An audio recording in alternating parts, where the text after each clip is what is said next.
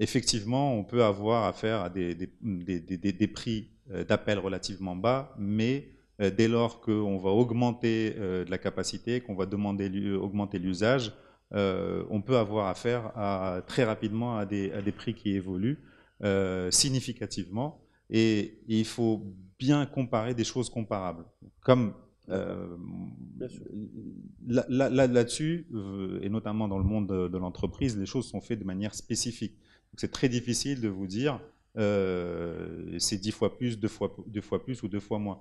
Je suis sûr qu'en faisant les comparaisons nécessaires, on trouvera que c'est très compétitif malgré tout au Maroc.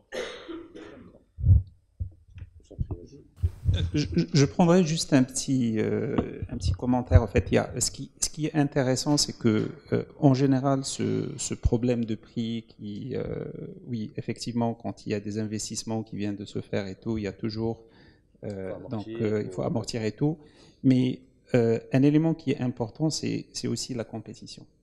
C'est qu'il y ait suffisamment d'investissements qui sont faits, qui vont permettre un petit peu de tirer les prix vers le bas et d'encourager, de créer un petit peu a bigger pie, comme on dit, une part de marché qui est beaucoup plus importante en termes de pénétration pour l'utilisation des clouds. Et donc aujourd'hui, donc on a pas mal de solutions. Donc il y a 4-5 opérateurs qui sont dans le cloud souverain et tout, et ça c'est hyper important. L'autre chose, un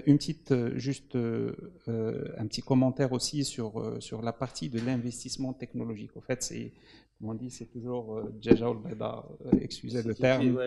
Est-ce qu'on commence avec ça ou avec l'autre, l'œuf ou la poule? Et parfois, par exemple, aujourd'hui, le fait de ne pas avoir encore du 5G, je comprends parfaitement que pour justifier l'investissement, il faut qu'on soit prêt.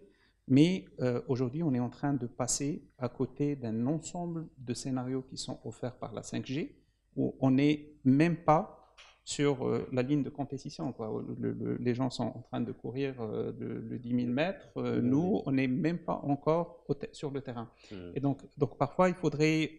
et là, je pense que c'est cette approche écosystémique dont je parlais tout à l'heure. Et donc, il y a tous les acteurs de cet écosystème des établissements étatiques, les banques, les télécoms, les clients eux-mêmes, les opérateurs économiques et tout. Il faudrait qu'on réfléchisse, qu'on en discute et voir qu'est-ce qui peut se faire, comment ça peut se faire, etc. Et parler stratégique. Parce que si on rate le coche de la 5G, tous les scénarios de la 5G, etc., de mobile everywhere et tout, de cette très grande bande passante, mais aussi des scénarios à low bandwidth. Et que nous, on passe à côté de ça, dans 10 ans, on va mordre les doigts.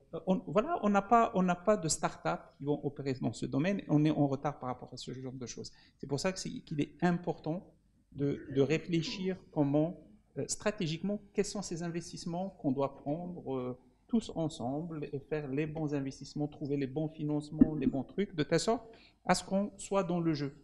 Si on n'est pas, if we're not in the game, we're outside. On est hors jeu complètement, et ça peut avoir des implications importantes pour le futur. Donc il faut garder un petit peu cette approche stratégique et systémique aussi.